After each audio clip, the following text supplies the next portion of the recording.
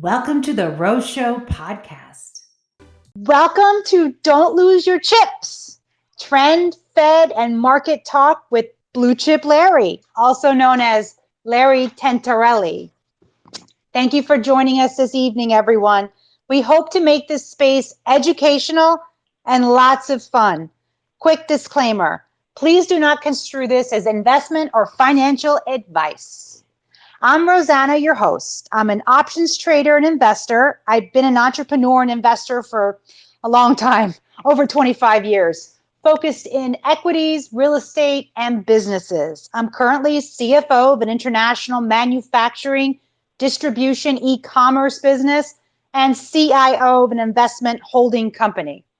And beyond all this, I have an insatiable desire to keep learning and growing. And I believe we can all always improve and be better in business, investing, and in life. And that's why we're here tonight, to share knowledge and experiences with each other. In our space tonight, we will be speaking with the highly respected and experienced trader and investor, Larry Tentarelli, furthermore known as Blue Chip Larry. And I just gave him that name this past week. Larry has been actively involved in markets since 1998. So he's been through a couple bears, from Merrill Lynch and Smith and Barney to now managing his own accounts, and he's publisher of the Blue Chip Trend Report. As a result of his vast knowledge and trading experience, he's someone I highly respect and I trust with his superb technical and market expertise. I, as well as many others, love his trend analysis and his market commentary, and especially his stock and ETF ideas. So it's no surprise that Larry's been named one of the top 50 Twitter accounts for investors to follow by CBS MarketWatch. And most of all, Larry's very humble and kind and always willing to help others with questions. He's so approachable. I met him, I think, many months ago, and I asked him a question, and he gave me the longest answer, and I was so grateful. So he's so patient in explaining his analysis and views. As a result, it's also no surprise that Larry was named one of the most helpful traders on Twitter in a broad-based Twitter poll. So Larry, I'm so honored to have you here tonight in your first space. How are you doing tonight? I'm great. Thank you so much for having me. I'm excited. I'm looking forward to it. Awesome. Cool. Well, we can all agree that risk management is key in all markets, especially this one. Capital preservation is of utmost importance. But there are still potential opportunities as this is a tradable market. So we will discuss trends and more with you, Blue Chip Larry. The S&P has been under the 200-day moving average for over 100 consecutive days, which is the longest streak since 2008. And before that, 2000. We appear to be in a slow, long downward trend within a range. And we have tightening liquidity, rising rates, QT, and more. Larry, what are you seeing in all the charts for the indices? SPY, NASDAQ, IWM?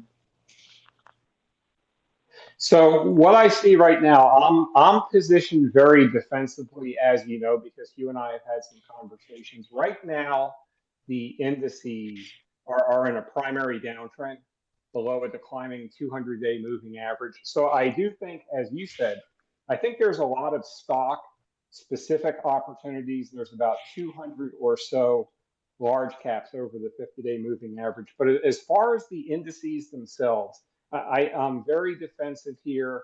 I'm very cautious. We had a nice recovery off the June lows that stalled at the 200-day moving average. And one of the biggest concerns, or one of the biggest issues that I think the indices face, is every time we get any type of a technical rally, there's either some commentary from the FOMC or the CPI came in very hot recently. And anytime we get any type of traction to the upside, it seems like there's some news bite that sends things lower. So I'm positioned much more defensively right now.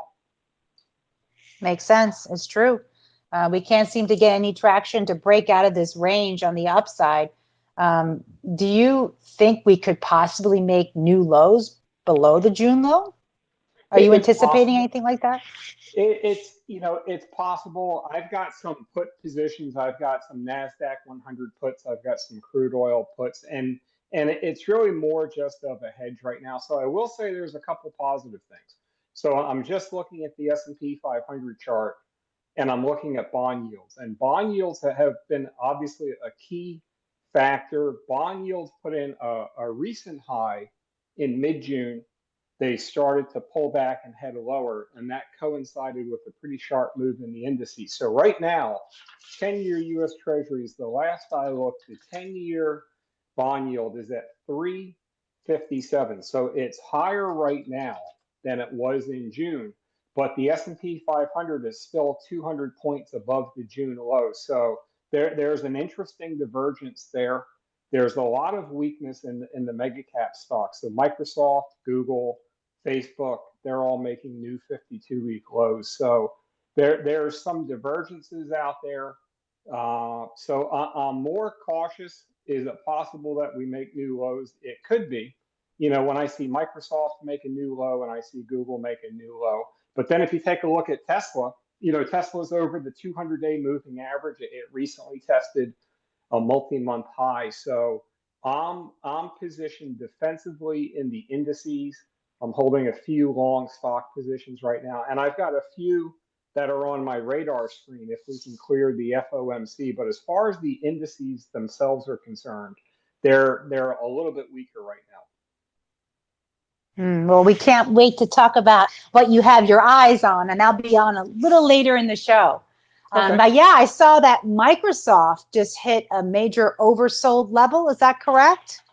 Yeah, Microsoft hit a daily RSI reading of 28.33 today, which Microsoft doesn't get to be that oversold. The last time it was at that level was in January before about a 10 or a 15% reversal. Now, it's worth noting that after that reversal, Microsoft did head lower. But anytime I see a major indice or a mega cap stock trade under 30 daily RSI, it just shows up on my radar screen. It's not a position that I would look to short, under 30.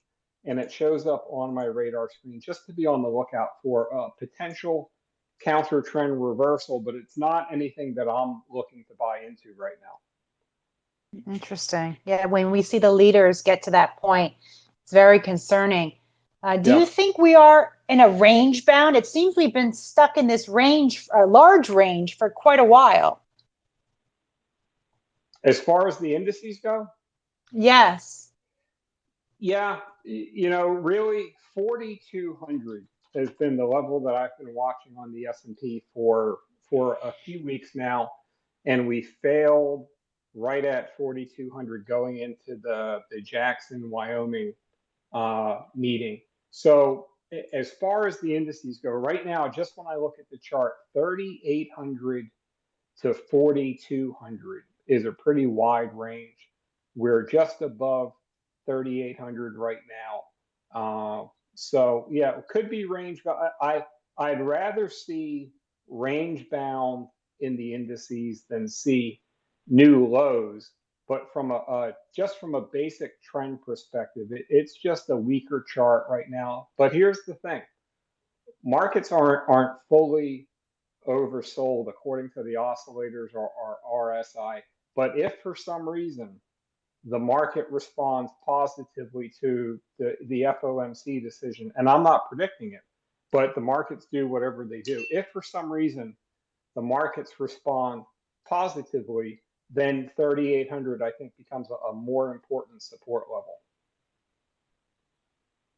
Yes, I could see that happening. Hopefully, that would be Sure. great if we could have a favorable response.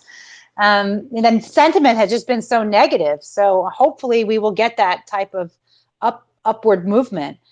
Sure. Well, what do you think about the overall market's breadth? Does it need a mint? I'm sorry, it's a silly joke. I think it does. The move into the 200-day was pretty sharp. We got a normal about a 5% pullback, which is fairly standard coming off of that sharp move.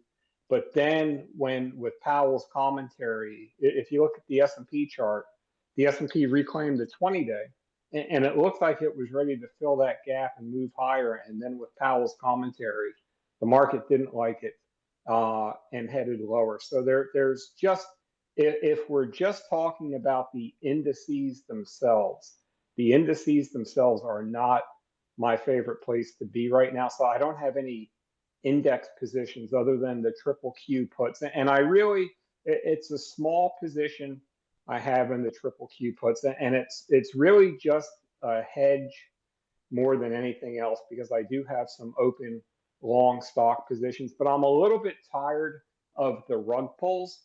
So, we had CPI last week and the markets were down 4 or 5%. So I just think in this market, I've got a lot of cash, but due to the volatility, I want to have a couple positions that if for some reason we test lower, that I can at least book some gains along the way. So I'm not bearish. I'm not overly short. I've got long positions, but I think in a market environment like this, where we don't know if the S&P was 5% higher or 5% lower in 5 days, I don't think it would surprise anyone. So I just want to have a few positions that might pay me some money if we test lower. Very nice. Yes, I agree. I've been reducing my overall position sizes. I have a mix, like you said, but my cash position has definitely increased because these rug pulls are very tiring. I agree, and it's been quite some time that we've had these. Yeah. What are your thoughts on the VIX? Do you still find it meaningful, or do you believe it has diverged from accurately indicating volatility? No, I still find it meaningful, and a post that I made a few months ago is, I've been trading since '98, and I've always equated major market lows with a major spike in the VIX. So I'm not a subscriber of it's different this time. Now it could be different this time, and the VIX did hit, it looks like 35, 36, 37 throughout the year. But I'm a little bit concerned that the VIX is only at 27 right now. And when I look at the chart, the VIX chart is actually a constructive chart. So if the VIX chart was a stock, it would be a stock that I would buy. So I'm a little bit concerned about that, but it could be different. I've read different studies about volatility and the way that portfolios are hedged by money managers right now. So maybe we don't need that major VIX spike over 40 or 45. But I really can't say that it's still effective or it's still not effective. But I do pay attention to it. Yes, as do I. But there's been a lot of discussion lately. So I truly value your opinion based on over 20 something years of experience. So there has to be some meaning. But yeah, that spike over 40, ooh, that sounds brutal. But we'll see if this time is actually different. It could be. I've got a few friends that all they do is trade the VIX, and they've told me that they do see some differences now than before, but it's tough to say. Yes, I agree. I guess only time will tell. Right. What are your thoughts on commodities, and how are you trading them, if at all? Let me separate them by different, because they're different classes. Gold and silver. The gold and silver. Gold and silver. So gold and silver are very weak right now, but gold is over a potential multi-year support level. So if I pull up the gold chart, 1670 to 1675, if we go back to 2020, 2021, it looks like 1670 was tested 1, 2, 3, 4 times. So I don't have a position in gold. I will say that if you take a look at the monthly chart going back to 2020, it does look very toppy. And I think if gold loses 1650, then I think it could obviously test lower. But I don't have a position there, and I'm not negative on it. But when I look at the chart, it's definitely not a chart that I'm going to go long into. Interesting. And silver, I noticed that gold acts differently, like its own asset class, separate from silver's movement. And I've been reading a lot about silver getting ready to take off. Are you in it? Are you trading it? Or are you I watching don't it? do too much. I've got to tell you, I don't do too much whatsoever with the precious metals because over the years I've had one or two really big trades that worked in GDX and GDXJ, but I've also had a bunch of little trades that didn't work out. And the thing with the precious metals, I can't really tell you that I understand what moves precious metals. So they're obviously not an inflation hedge because they've gone down as inflation's gone higher. I do think that precious metals run opposite of bond yields, and as bond yields go higher, but I haven't back tested it. I can say that by looking at the SLV chart, which I'm looking at on my screen right now, so it's at 17 and change. It's got probably 5 years of potential support between 13 and 17 on the chart. So it's I really, I'm not long. I don't do anything with the precious metals, but by looking at the chart, it could have a lot of potential longer term support, but I'm just neutral at best on the precious metals. Oh, thank you so much for your assessment. Now, Sure. oil, you did mention that you have a crude oil short. Is that correct? Yes, yes. So I've got put options in USO, and I was short crude oil through SCO before, and I was right on the concept because crude oil went lower, but I was wrong on the vehicle that I used because SCO just has a lot of erosion characteristics that it's great for maybe day trading 1 day, 2 day, but it really didn't catch the trend move. But I do have put positions in USO right now and to me, that's a very toppy chart, crude oil. If I just look at the USO chart, it just broke below the 200-day moving average, the 50-day, the 20-day, they've rolled over, the 100 days rolled over. And what I think with crude oil, besides it being just a very toppy chart, is once crude oil lost $100 a barrel, and I'm talking about WTI, but once it lost $100 a barrel, to me that was just a sign that it's moving into a downtrend. I like that. I like your take on that. And I like that trade. Interesting. And fertilizers and agriculture. What's your take on those? It's, CF, so Mosaic, I recently had a winning position in Mosaic. CF has been on and off my buy list for a little while. It's tougher to get a reading. So in that group, really Corteva CTVA is the best chart that's in that group. I don't think it has the upside though of CF or Mosaic. So in that group, CF Industries is the best chart that's on my screen. And the chart by itself is a pretty good chart, recently holding over 95 or $96. But it's just based on what happens with this sector rotation. I think that after my expectation is after the FOMC decision tomorrow, and then they'll have their press conference at 2:30 is probably Wednesday, Thursday, maybe Friday. We'll probably see some sharp sector rotations.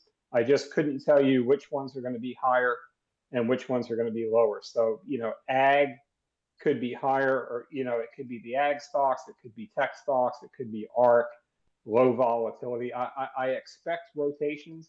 I just don't know where they're going to come from. The DBA agriculture fund, which is an ETF basket full of corn and all the agriculture.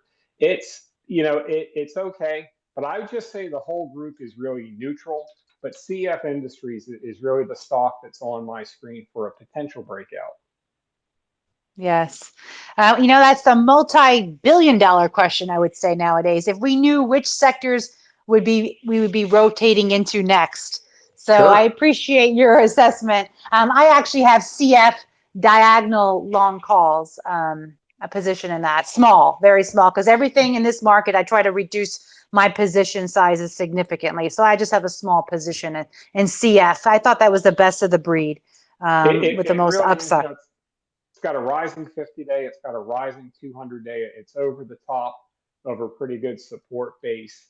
But yeah, and I think you're smart. The smaller position sizing in this type of a market, I'm used to looking for home runs.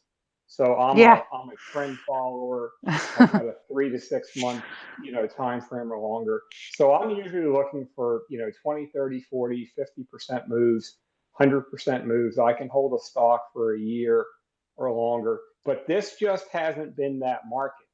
This has Yeah. been a market for me that if you get a 5 or a 10% move, you might have to lock in some of those gains because next week I'm looking at the CF chart. It went from 94 to 120 to 97 in about a month. I So, know. Hmm. this for the most part, I don't know that this is a home run market. I think this is more singles and doubles, and that smaller position sizing that you're talking about. I think it's very smart because if you're wrong, it doesn't cost you very much. Exactly. And I scale in and I scale out as Yeah, it moves both ways. So yeah, that makes yeah, a it lot doesn't of sense. always work. Yeah, it usually works out well, but not always. But that's part of trading, right?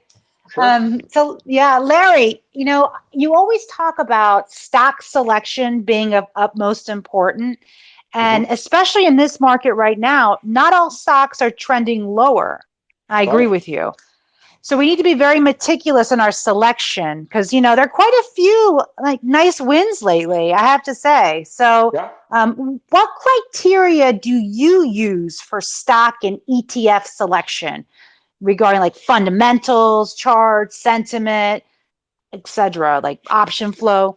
I Which of these is most important to you, if any? I look at two things. Actually three things. I look at the price trend and the moving averages, which I would consider pretty much the same thing. So I like to see an uptrend, higher highs, higher lows. I really like to see a rising 50-day moving average, and then I look at relative strength.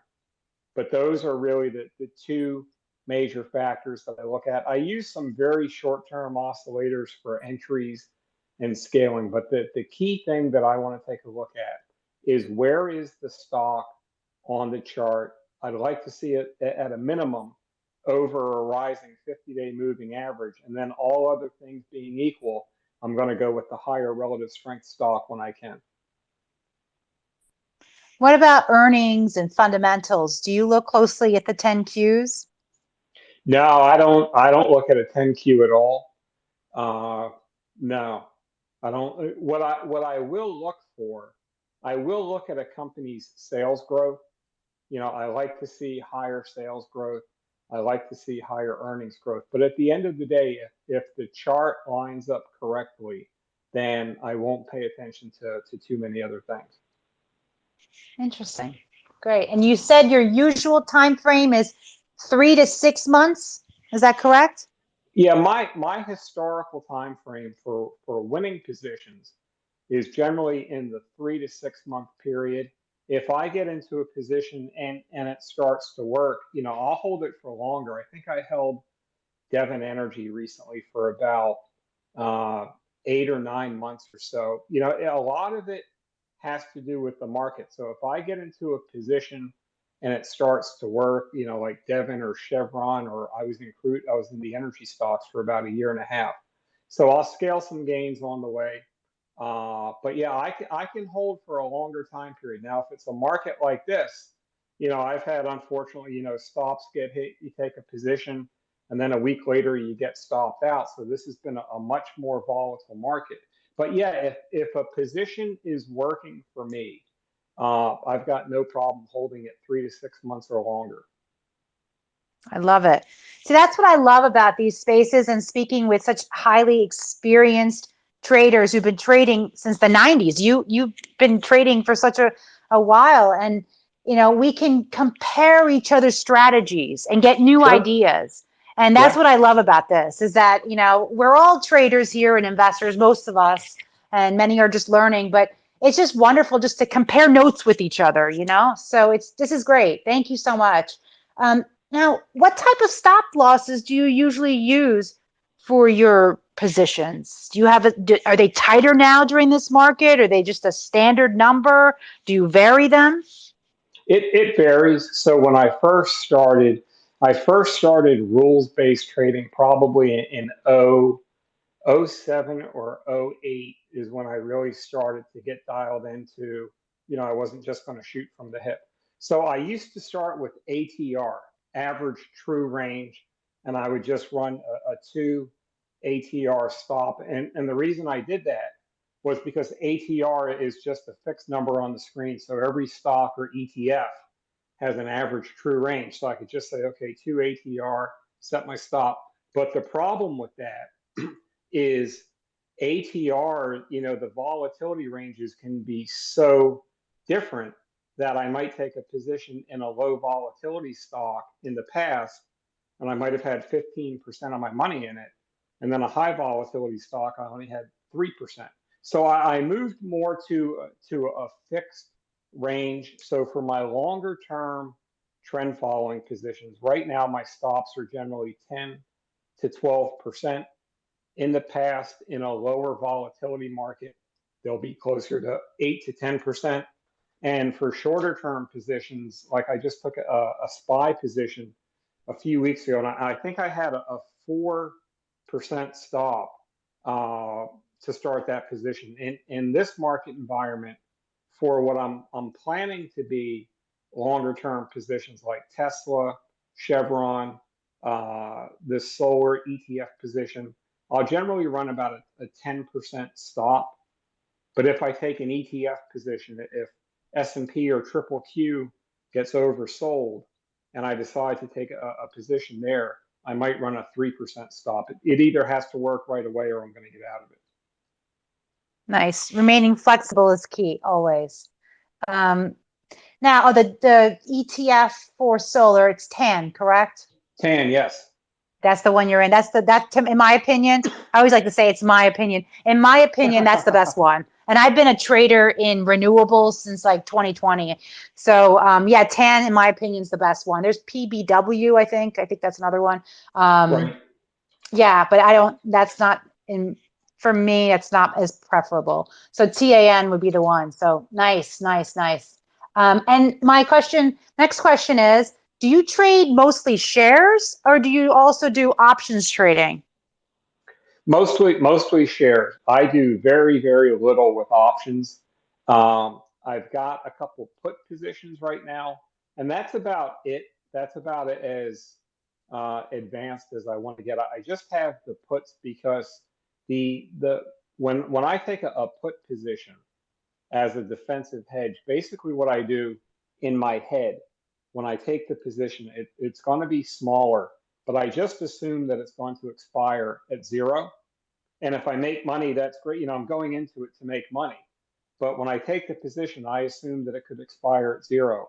So I don't micromanage the position. My problem is if I take a short position or an inverse ETF, I'm going to more actively manage it. And in the volatility, I might get stopped out, in the course of being right in the move. So, but that's the only thing that I do with options is I've got some puts that I'll do, occasionally in a market like this. But that's about it. I don't do too much with options overall. Okay, yes. Well, I love using it for put protection. That's definitely one of the many option strategies. So for risk management and put protection, smart. I love it. Thank you. I remember, yeah, you're welcome. I remember reading somewhere you had written the other day, this is a much more stock specific market. And I love that term. It's stock specific with 210 large caps higher on the year currently and 226 over the 50-day moving average. Now that could have changed by today. This was over the weekend. I read this on your tweet somewhere. So let's talk about sectors and stocks you like. What are you liking right now? So which sectors are you seeing strength? Where I'm seeing the most strength right now is the renewables. So Enphase, First Solar, they've been very strong. EVs, Tesla has been very strong. And I don't know if those stocks are beneficiaries of the climate bill or whatever it is, but there's a lot of strength there. GM was stronger until Ford's news today. Rivian's been very strong. after their partnership with Mercedes, but that pulled back today. But as far as relative strength goes, and where I'm seeing the better charts, definitely the clean energy space, some of the EVs, and then it becomes a lot more stock specific, not even sector specific. So if you look at a chart like Snowflake, and then you take a look and you compare that to Microsoft, Microsoft is making a new 52-week low, and you've got Snowflake right now that's over a rising 20-day, a rising 50-day, or a rising 100-day. So it's not even where I can say there's a whole sector that's moving higher. Energy as a sector was moving higher overall, but XLE has started to stall out a little bit. There's some strong energy stocks like ConocoPhillips, COP, Cheniere Energy, LNG is pretty strong, but it's really stock specific. Netflix has been showing really good relative strength. Netflix going into today was up, it looks like the last 4 days, it's been holding over the rising 50-day moving average. And if you dial up a Netflix chart, you're very close to maybe a 5-month high, whereas Facebook is making a new low.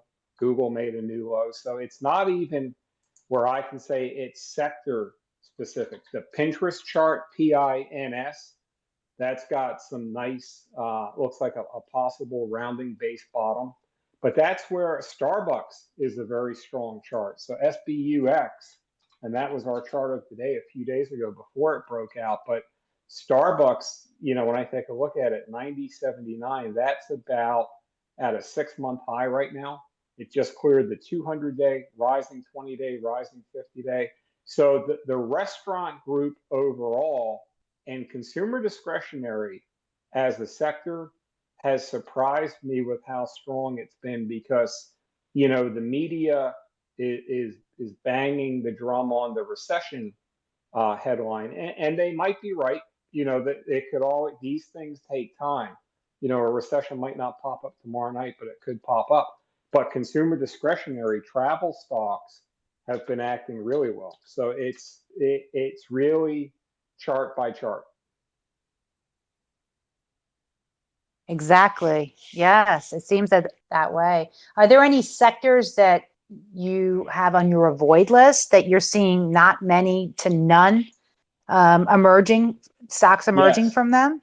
Yeah. And right after I tell you which sector it is, it'll probably be the top performer over the next Okay. week. Isn't that how it always works? I'm That going to tell you it's a works. bad sector, and then that'll be the one that works the best tomorrow. But XME, which is the metals and mining ETF, and that's got that group is like Freeport McMoran, Nucor, some of those stocks. For the most part, that group has been breaking down recently. Nucor, I think, just warned, and the stock's down about 30% over the past, maybe 25% over the past few weeks. XME, which is a very volatile ETF, but that's been rolling over.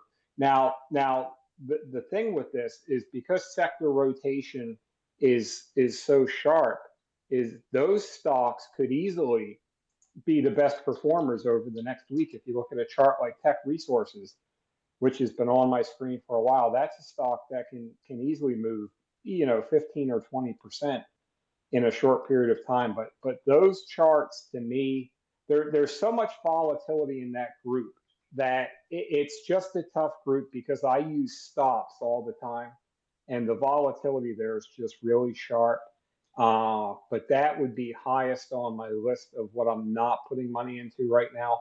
And then I've got to tell you, these mega cap tech stocks like Microsoft and Google, Facebook, they're all very weak. I think if the market bounces, they could obviously bounce, but I would much rather have money, because we can't own everything. So I'd rather have money in Tesla or Snowflake or Netflix, based on what I see on these charts right now, than try to catch a counter trend bounce in Microsoft. Excellent. Yes.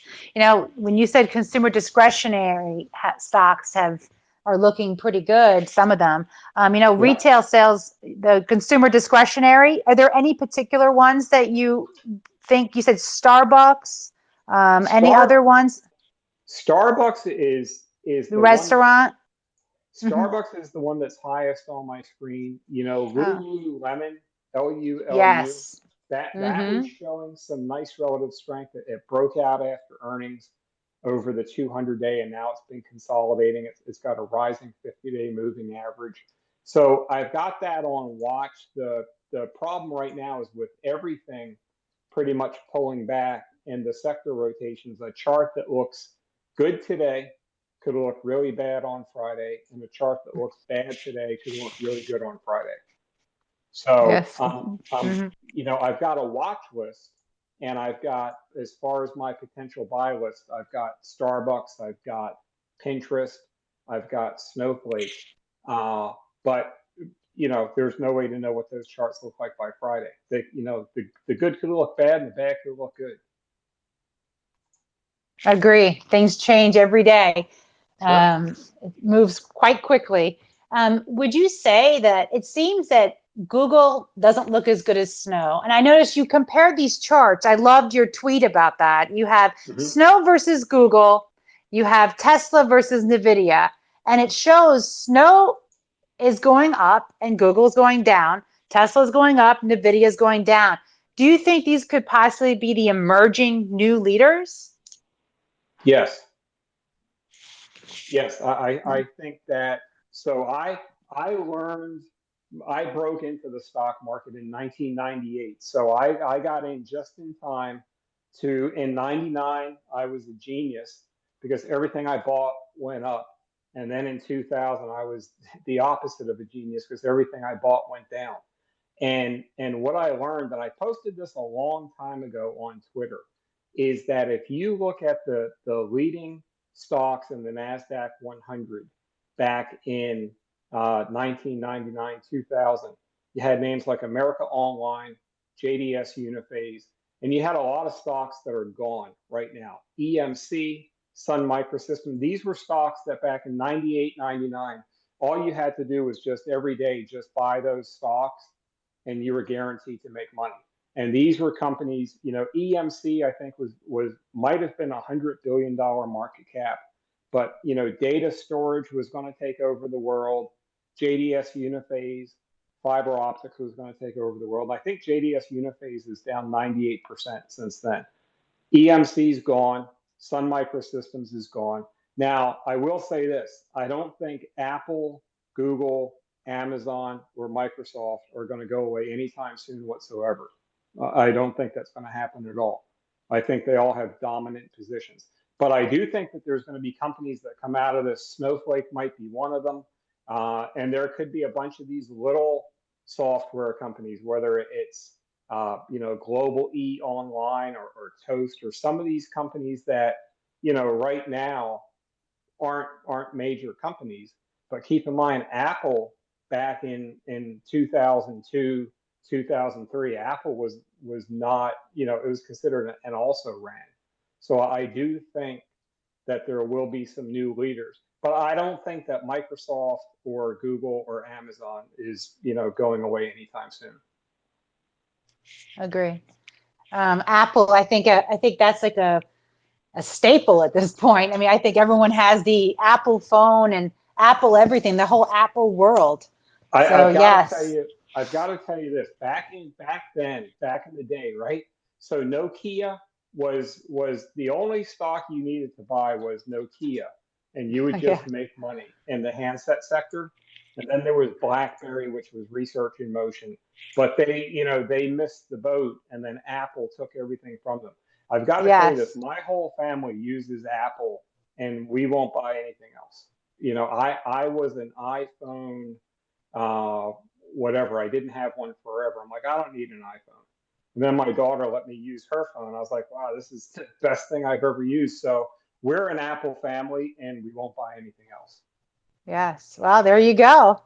Yeah. Apple is like a staple. And yes, RIM. I remember the BlackBerry, the CrackBerry, whatever they called it. I was a Love RIM those. user. Those phones were great. I love I had a those phones. BlackBerry. I was hooked on my I had a BlackBerry. million of them. I would buy whatever, Yeah. whatever the black one, the red one, whatever BlackBerry came out, I would buy it. But then, the thing is, technology changes so fast. Look at Intel. Yeah. Uh, Intel was the largest semiconductor company in the world in 99, 2000. And I think it's the same price today. If you bought Intel 20 years ago and held it, I think you've collected the dividend and that's it. And then Nvidia has yeah. gone whatever, 10 times or 20 times higher. So technology changes really fast. And if a company misses the boat and somebody's on top of it, they're going to get their business. But Exactly.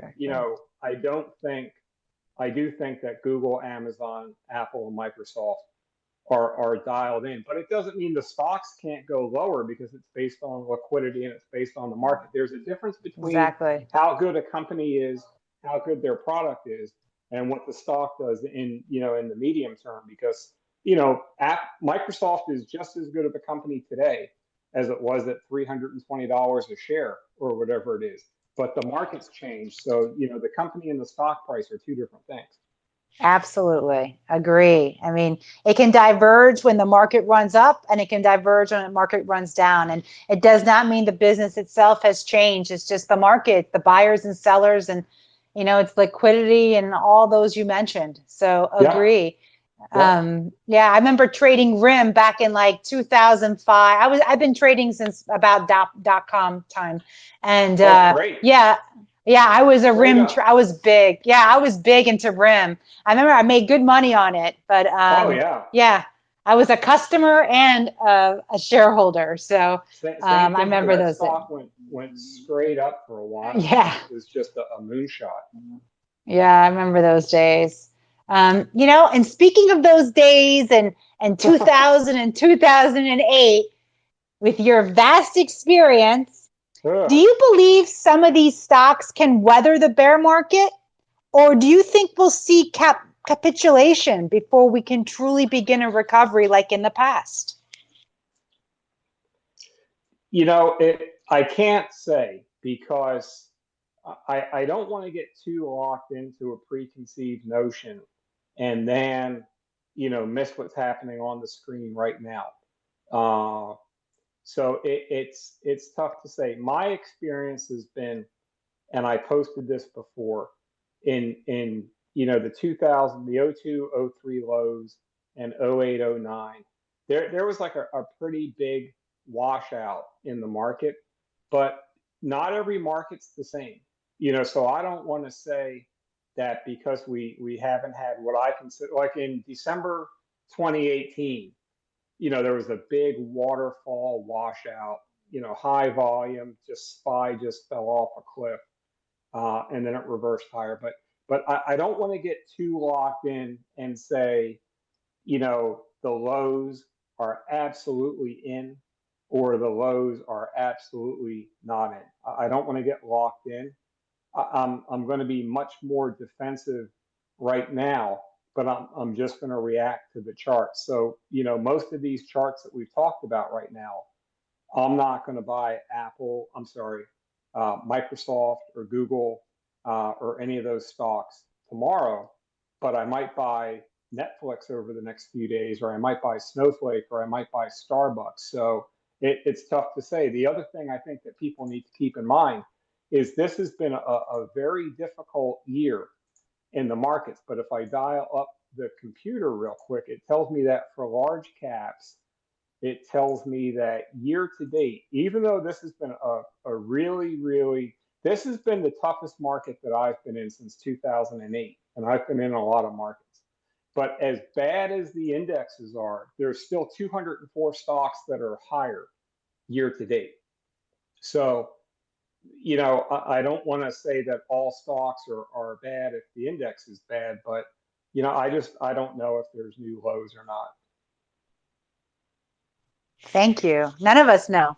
So we can only, I say, follow price, right? That's And all you that's the can do. best. Follow the price, Yes, follow manage price. But risk. Yep. we just love talking about this stuff because we love talking about stocks and trading, I guess. That's I what we do. recently, yeah, I sold puts on, out of the money puts on Snow. Yeah. So yeah, so that's my bullish play on Snow. But I think it's a great company, and I'm bullish on Snow long term. I've liked its strength. And so I just went, of course, I went much smaller than I normally would. I went maybe about half, or, I think, I went about half that I normally would. And, that's how we play this market. If we can collect some premium, why not? And if I get those shares put to me at the price that I'm agreeable on, sure, why not? And so that's how we play it. And we have fun while we do it, right?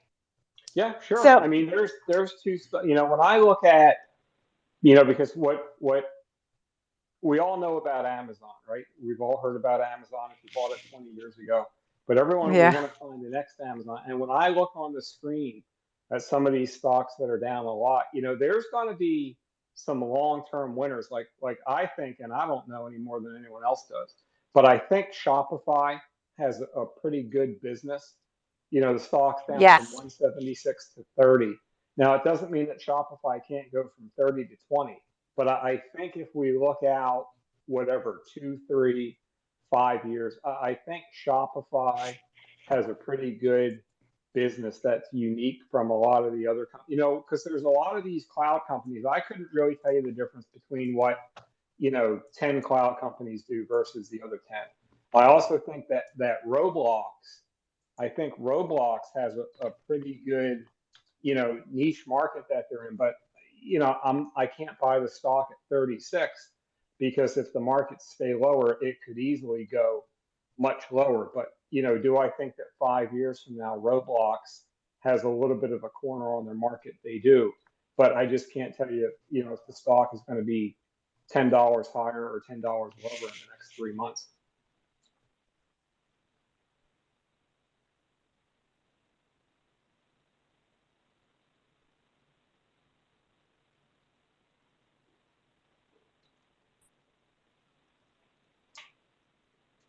I think your microphone might be off. I'm not sure. I don't hear you. Oh, there. Yeah. Thank you for telling me. Yes. I thought I clicked it and I didn't. Yeah. Shopify is another company that I do like their business model. I think it's a great company.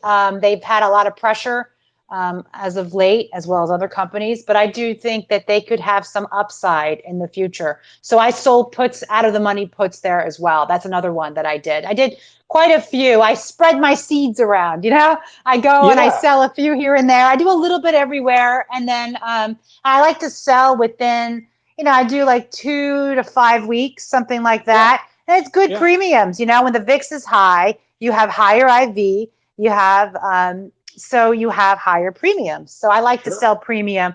I don't like to buy premium lately. I mean, I do some diagonals, but I have long put spreads on the indices. And so, but yeah, I like to sell puts. That's really my thing. So on companies that I like to buy and own eventually for long term. My long term is 5-10 years. Long term. Why not grow with the company? Here's what's going to happen. If the average person dials up CNBC right now, or even Bloomberg's gotten pretty gloom and doom over the past few months, or even FinTwit, we're going to hear it. It's the end of the world and recession, but we've been through this stuff before, and it's never the end of the world. In the short term, there can be a lot of pain, there can be a lot of losses, and there can be a lot of drawdown. But we're going to get through it. Whether we get through it in a week or 6 months or whenever it is, we don't know. But a lot of these companies, there are going to be longer term winners. I think Facebook at some point. Facebook's just been a horrible stock, and I don't have any position in it. But at some point, Facebook is probably going to be a good buy.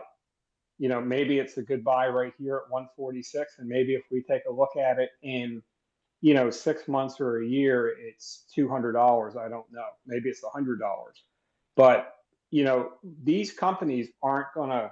A lot of these companies aren't going to go away. Now, some of these stocks that are like, 2, 3, $5 billion market caps that are burning through cash and don't make any money, it could be a tough stretch for them. But the company and the stock performance in the short term can be very different things.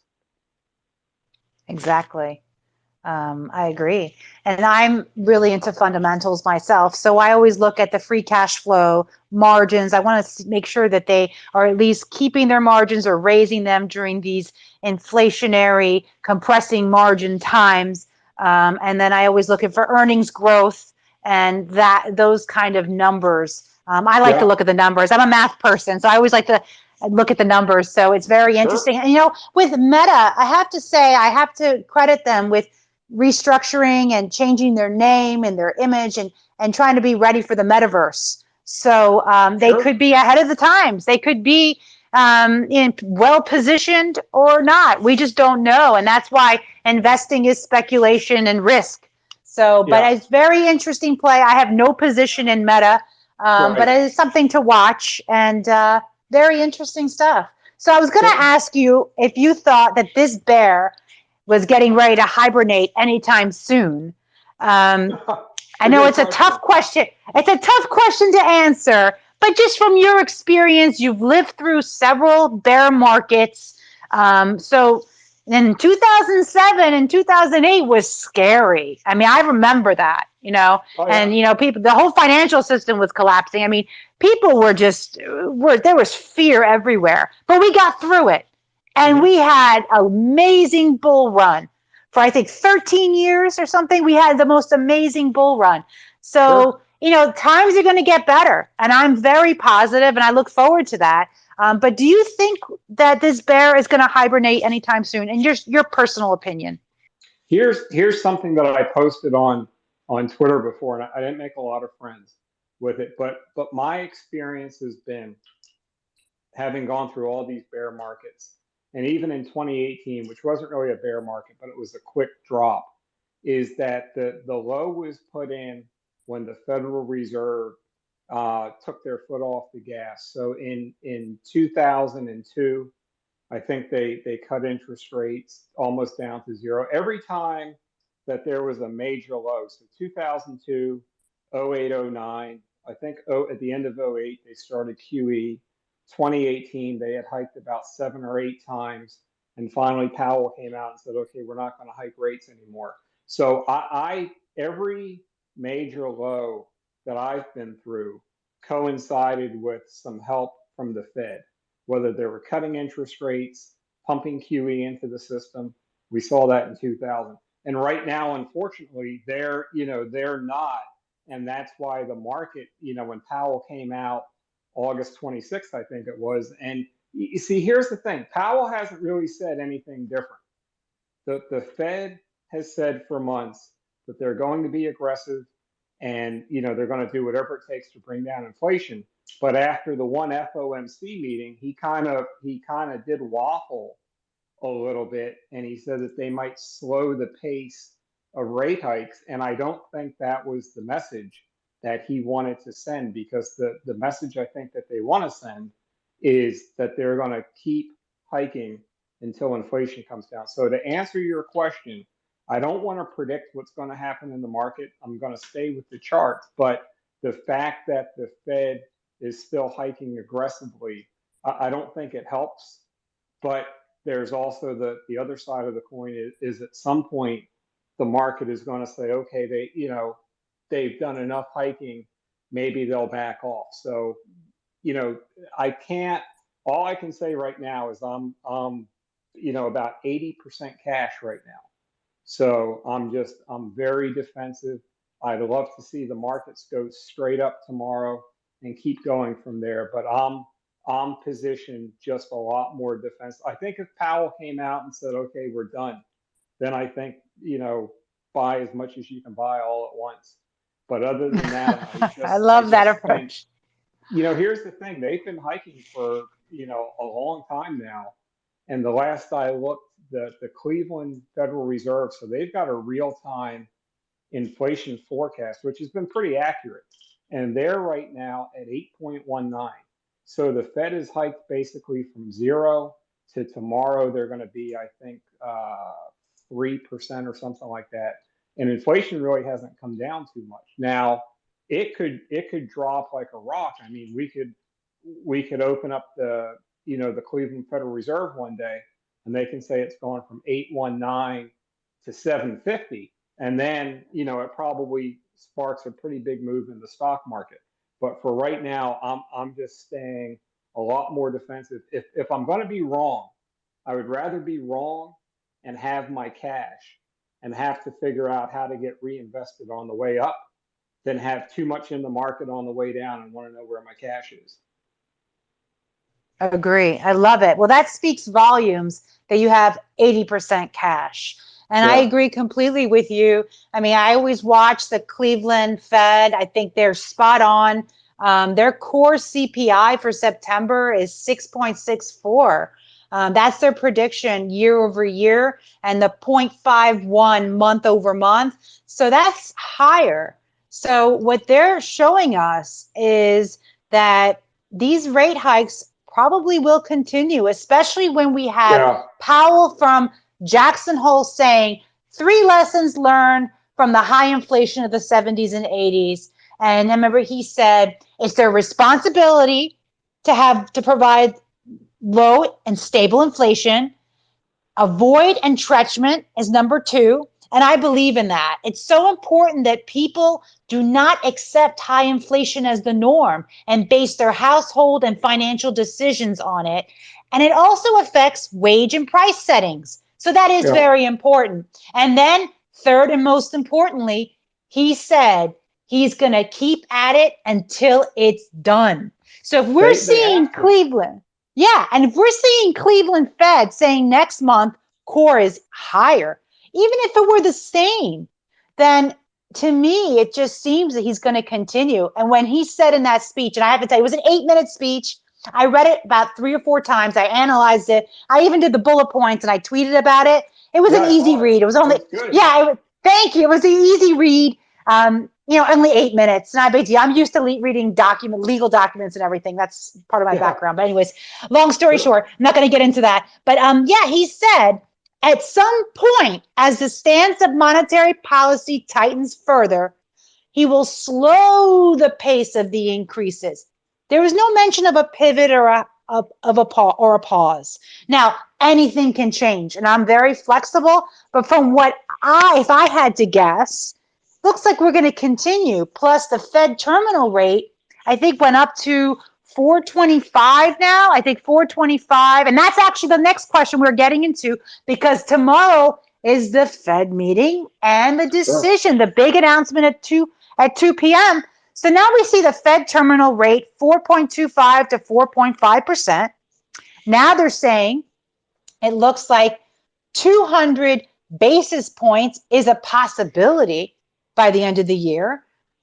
So we have a lot of things going on here. Now, the Fed funds market is currently pricing in 82% probability of a 75 basis points rate hike tomorrow. And that will bring the target rate to 300 to 325 basis points. Is that what you believe Powell will most likely give us?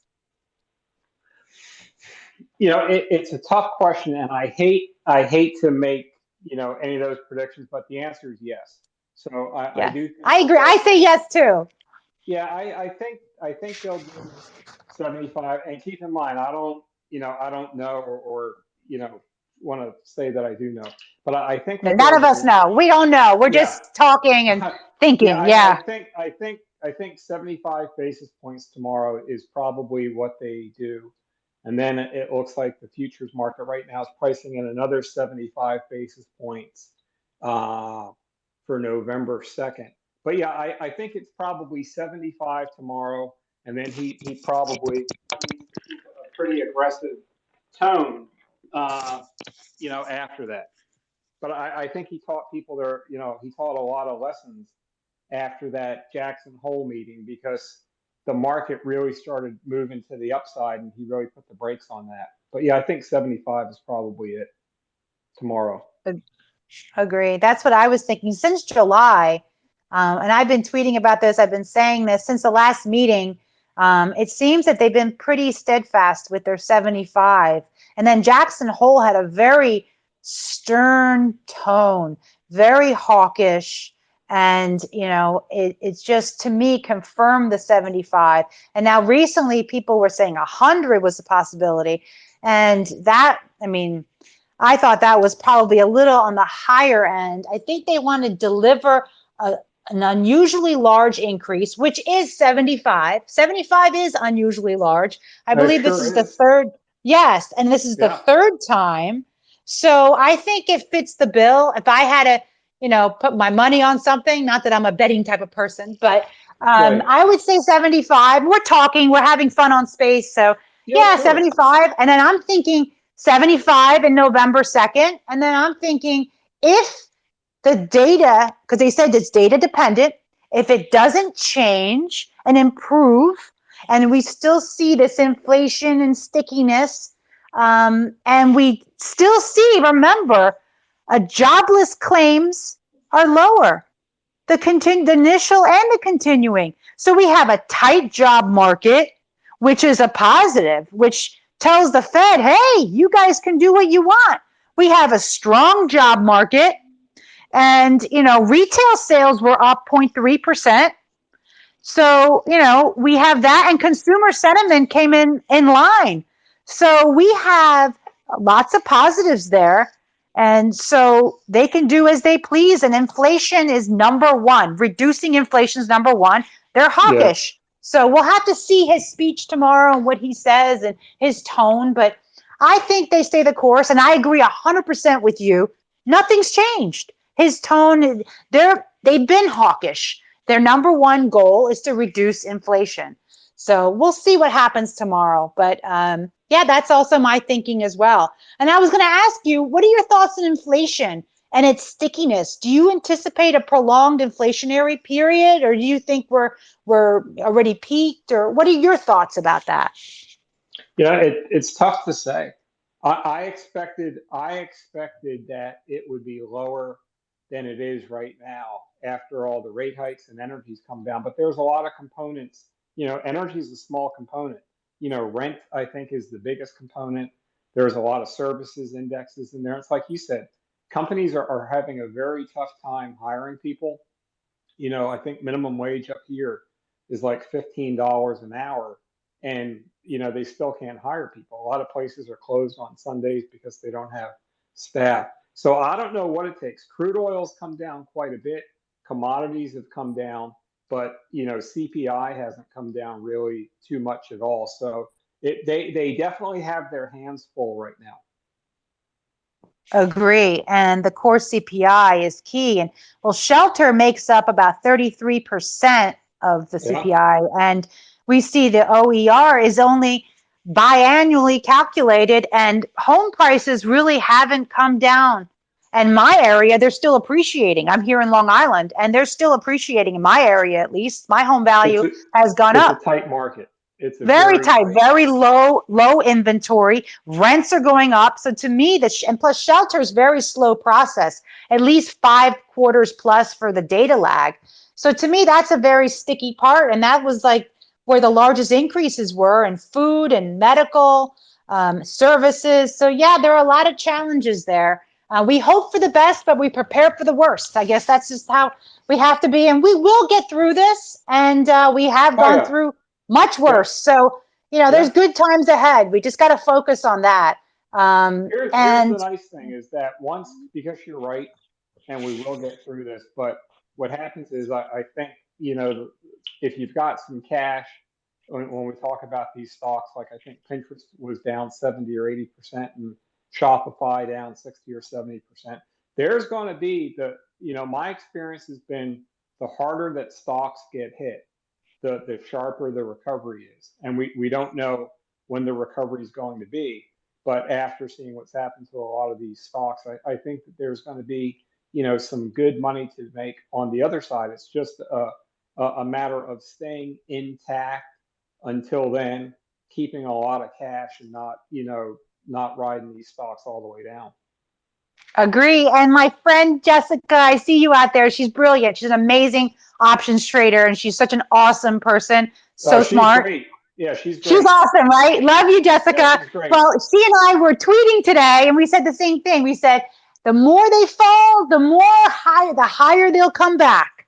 So Yeah. that's the way we look at it. So you know what? Bring it on, market. You want to go down, you're going to go up even higher pretty soon thereafter. So absolutely, stay positive. That's the key. Never give up.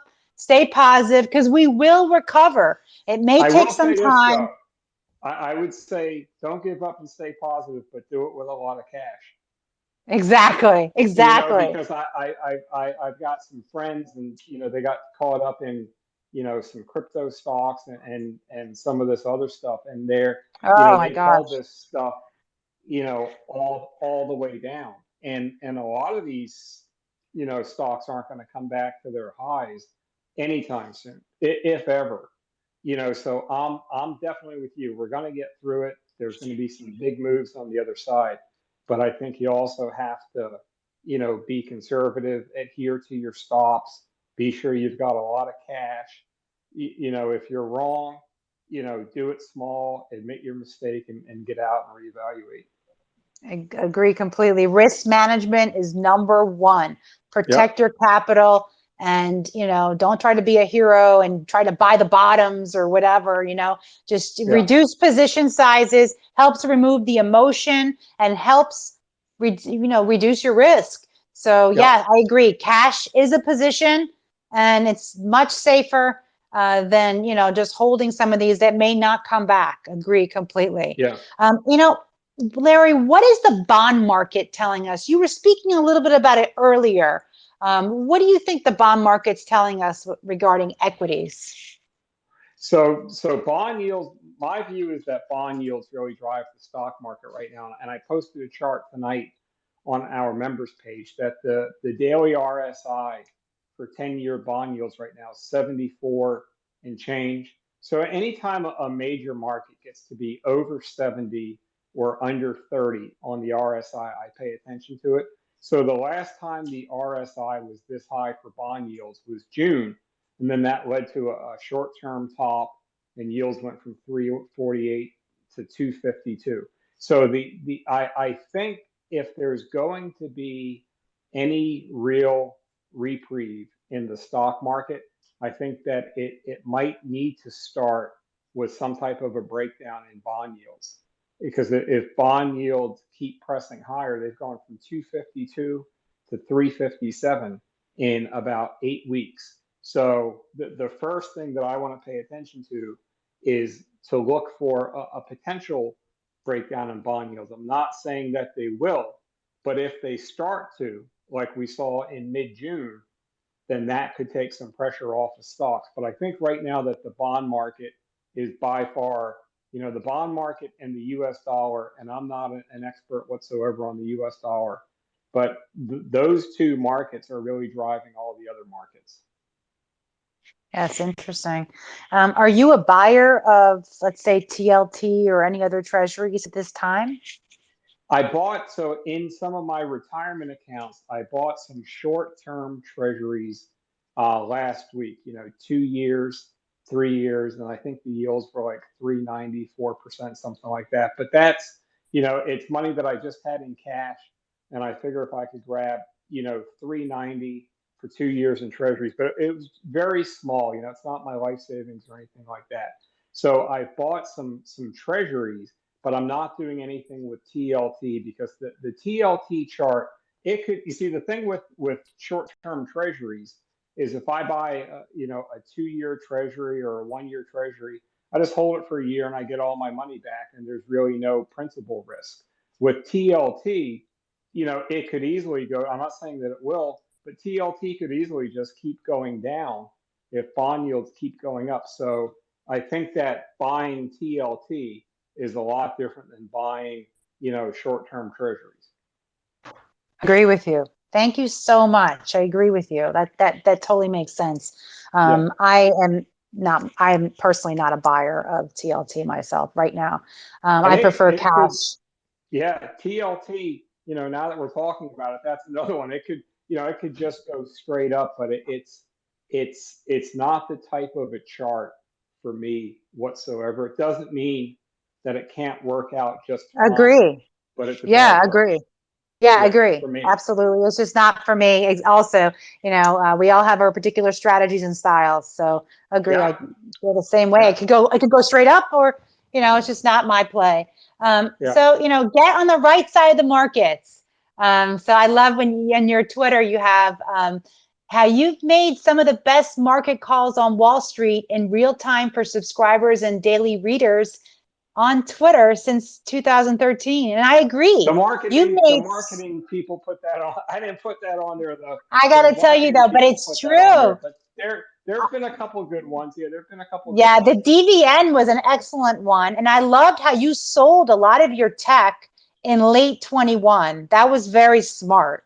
That was probably my best recently. Was yeah, I Well, sold that's great. most of that stuff before it dropped like 70%. We sold Snowflake. I sold a firm, I think, in the 120s and 130. That saved us a ton of money. Yes. Well, that's excellent. Saving money is an excellent trade.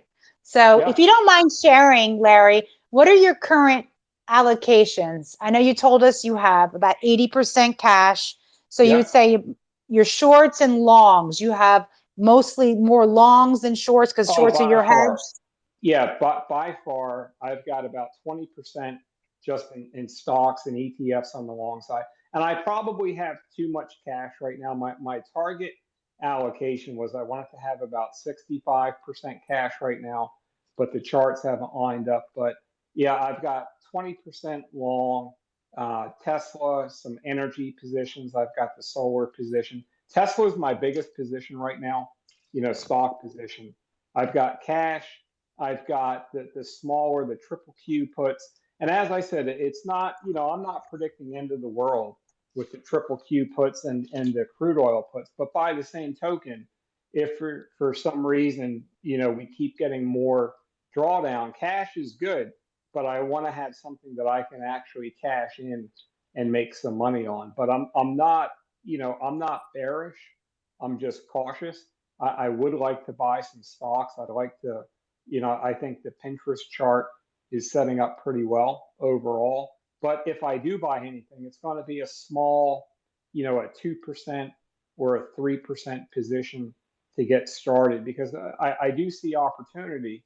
And if for some reason you get a pretty sharp reversal, it's hard to come back from 80% cash and then have to ramp up. I had that happen recently and, everything ramped up and then it ramped back down. So I'm not, bearish or end of the world type of stuff. I'm just, more defensive. I'm looking for selective opportunities. Right. Exactly. That's it. Look for the opportunities. Yeah. And don't rush. Don't try to make things happen, especially in this market. Yeah, that's the So key. yeah, absolutely. So thank you so much for your time and everything, Larry. Do you have any, besides being more defensive and all these other great ideas, do you have any final ideas or words that you would like to say? And I also want you to please tell us about your Blue Chip Daily Trend Premium Report. Thank you.